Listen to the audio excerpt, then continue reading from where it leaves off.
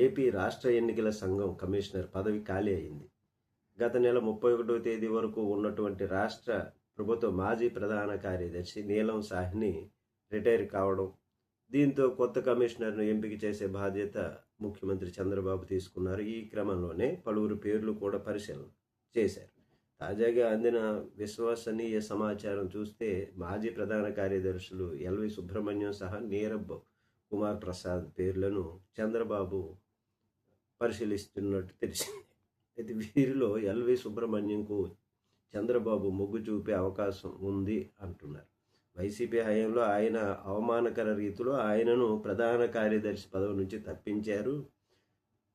కనీసం ఆయనను సంజాయిషి కూడా కోరకుండానే అప్పటి ముఖ్యమంత్రిగా ఉన్న జగన్ ఎల్విని కీలక పదవి నుంచి డిమోషన్ ఇచ్చారు.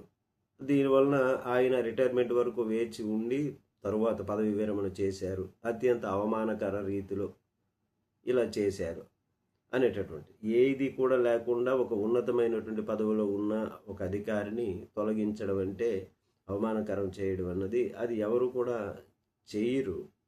ఏదో ఒక కారణం ఉండాలి అని ప్రజలు విశ్లేషకులు కూడా భావిస్తున్నారు. మరి ఇప్పుడు ఆయనను రాష్ట్ర ఎన్నికల సంఘం కమిషనర్ను చేయడం ద్వారా జగన్కు తగినటువంటి విధంగా బుద్ధి చెప్పినట్టు అవుతుంది అని భావిస్తున్నారు. అదే సమయంలో ఐఏఎస్ అధికారులు ఉన్నతికి వారి గౌరవానికి కూడా ప్రభుత్వం ఎలాంటి ప్రాధాన్యం ఇస్తుంది అన్నది అర్థమవుతుంది అందరికీ కూడా అన్నట్టు భావన.